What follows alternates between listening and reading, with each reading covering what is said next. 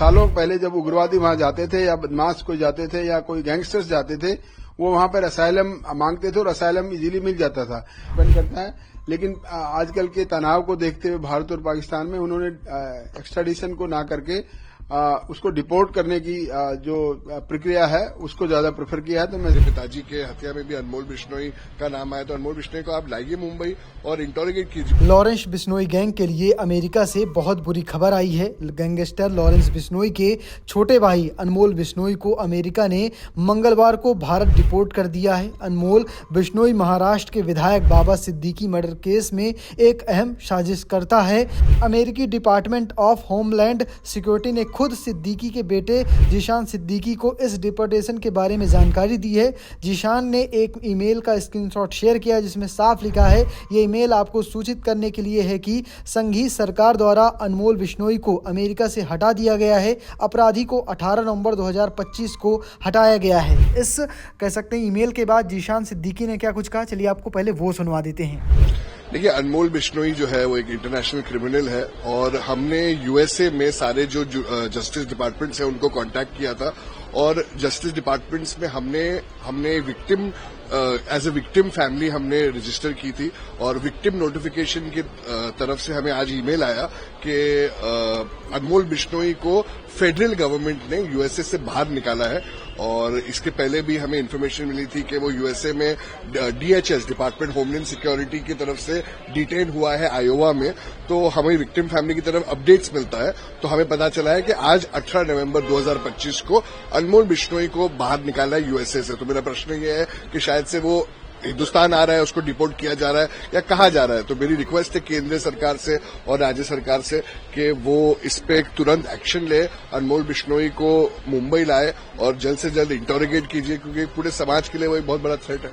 लेकिन ये सलमान भाई के मामले में, आपके पिताजी के भी मामले में क्या कहें?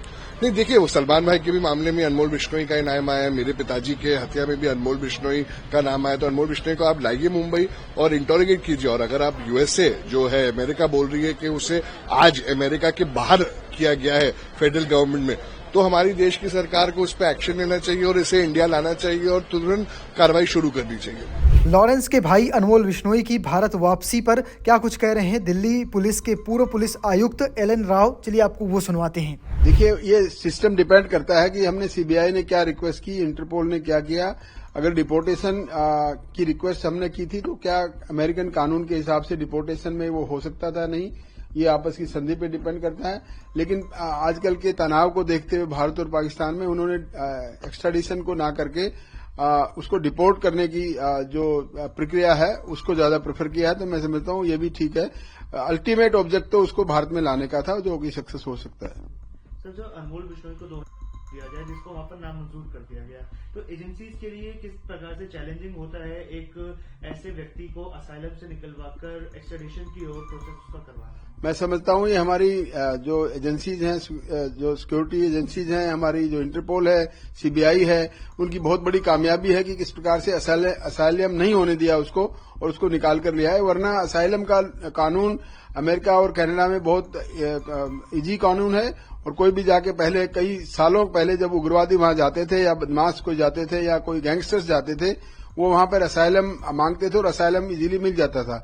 और वो असाइलम ना दिलवाने का एक जो हमारा सक्सेस रेट है, मैं समझता हूँ ये हमारी जो राजनीतिक जो कूटनीति है उसको दर्शाता है कि हम किस प्रकार से ऐसे क्रिमिनल्स को जो असाइलम लेकर यहाँ पे क्राइम करके असाइलम लेना वहां चाहते हैं, उनको नहीं लेने दिया और उसको डिपोर्ट करवा दिया।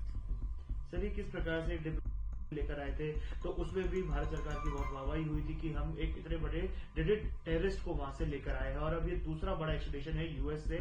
हाल ही में जो हमारे संबंध भी बिगड़ते हुए नजर आ रहे थे, उसको लेकर कितनी बड़ी डिप्लोमेटिक जीत है? हमारी ये बहुत बड़ी, मैं समझता हूँ, डिप्लोमेटिक जीत है। इस प्रकार से ऐसे क्रिमिनल्स को विदेशों से भारत में लाना एक बहुत बड़ी अचीवमेंट है आपने हमारे गृह मंत्रालय की और विदेश मंत्रालय की।